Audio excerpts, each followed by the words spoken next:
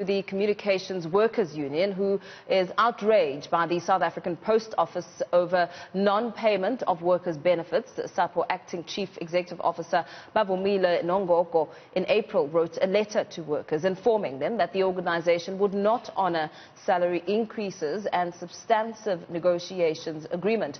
CWU says they have also learned that pension funds, medical aid and policies were not paid on behalf of the workers for the past 3 months. This has left most workers not being able to get medical benefits. As a result, they are being turned down by health providers. Joining us to expand on this story is Aubrey Shabalala, General Secretary of the Communications Workers Union. A very good morning to you, and thank you for your time. Commitments were made on paper, and those agreements and commitments have not materialized. You've expressed your outrage over this issue of non-payment and the impact that it's having on workers. Tell us more about these broken promises. Good morning, Paul, and good morning to the viewers of the newsroom.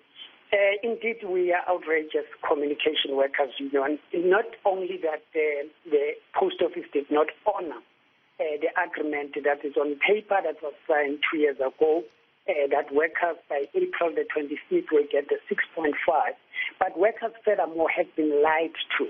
When someone put it on paper to say, we are now postponing your salary increase to next month, and on the eve of the day, write another letter to say we are postponing to August, and on August there's no salary payment in terms of the increase. That puts the livelihood of workers into a dire situation. But to add the salt into the wound, we discovered that the Post Office did not pay what you call statutory benefits, such as medical aid. The policy covers that the workers normally pay through the stop on of the company, and also your pension fund. And you know that with a pension fund, you cannot go back. You need the opportunity to invest, and therefore the interest got impacted. So workers are very outraged. The situation is volatile, and we are engaging with them, and we are saying that the company must respond to this situation in a form of paying workers. We don't want stories, but in a form of paying workers. Just tell us more about the impact on livelihoods here and how this has affected workers. Look, let me start with the medical aid. In as much as workers are not getting increases, as much that there are a number of challenges imposed on us by the COVID-19 and the lockdown, when the medical aid is not paid, when the child of a worker gets sick or the worker themselves, they rush to hospital, they rush to a doctor, only to find out that their medical aid is not paid. They have to either borrow money from somewhere or to scratch the little that they have to pay a doctor, because it will be an urgent matter. And as a result, you've worked for it. It shows on your pay slip that the money has been deducted, but the reality that it is not being paid on the other side. That is tantamount to fraud. But secondly, workers are now getting letters from their insurers to say that your policy might lapse because you have failed to pay in the past 3 months. But when a worker looks at their pay slip, they have actually paid.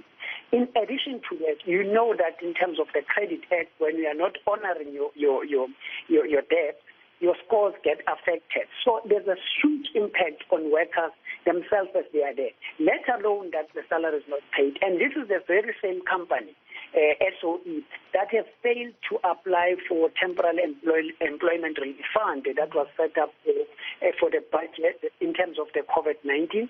So it cannot turn around and say it does not have money because of COVID-19.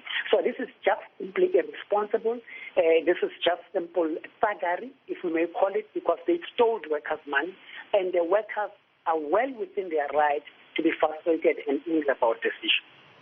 Now, it's not the first time we're learning of the massive problems at state-owned companies that have been highlighted, for instance, by the Auditor General, and the financial problems that are plaguing those organizations. As we speak about SAPO, how aware are you of the financial challenges that are being experienced there, and what are you doing about it? How are you escalating this matter forward? Well, thank you very much for raising that particular question. When we see, even in court, this is what they've said, when we've seen the budget that they've set aside to deal with issues of COVID-19, including issues of PPEs, and which was over 100 million rands.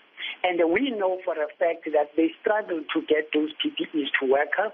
So we were wondering where these funds are going for. We wrote a letter to the board, and we have demanded that there should be a forensic audit on finances of post office, and also a review of all the contracts that they've entered to. Because we don't think that it's just as simple as that maybe the business of post office is not doing well. We know that we are paying grants. We know, for example, that the 350 has been paid through post office. We know that we are issuing cards, and that business is booming, and there's no doubt about it.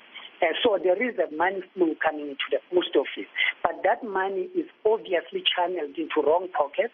As we have wrote a letter to say there should be a forensic audit, and the board has approved or commissioned that investigation.